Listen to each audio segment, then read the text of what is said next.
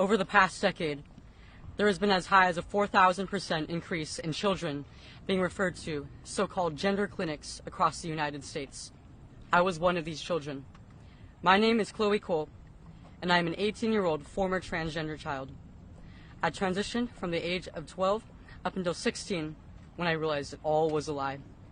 My story is a cautionary tale. Children and parents across the country have been caught off guard by gender ideology. Discussions about transgenderism and gender identity went from being a relatively benign social oddity to a doctrine that has invaded nearly every academic, medical, and educational institution, seemingly overnight. How did we get to this point?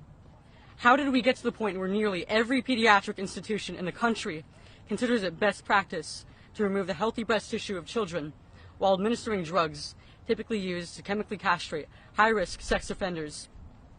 Raising these important questions is not bigoted, and the refusal of activists to give straightforward answers should be seen as a major red flag. People across the entire political spectrum who believe that this practice is morally wrong have been told that they are fascists or bigots for even questioning this atrocity. Others have been convinced by self-proclaimed gender specialists that this is the only treatment that will not end in your child committing suicide. I believe Americans deserve to know the truth about this radical and perverse ideology, marketed as necessary and life-saving health care. I was only 12 years old when I told my parents that I was a boy. Like many parents in that situation, they didn't have a clue what to do. They were scared and desperate for answers. They wanted what every parent wants for their child, for me to be okay and thrive.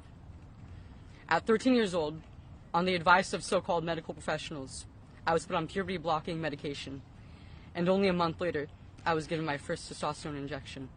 The gender clinic presented my parents with the classic false dichotomy regarding children with gender dysphoria. Would you rather have a dead daughter or a living son? Given these options, what loving parent wouldn't choose to transition their child? Scared for my life, my parents were prepared to sign anything the doctors asked.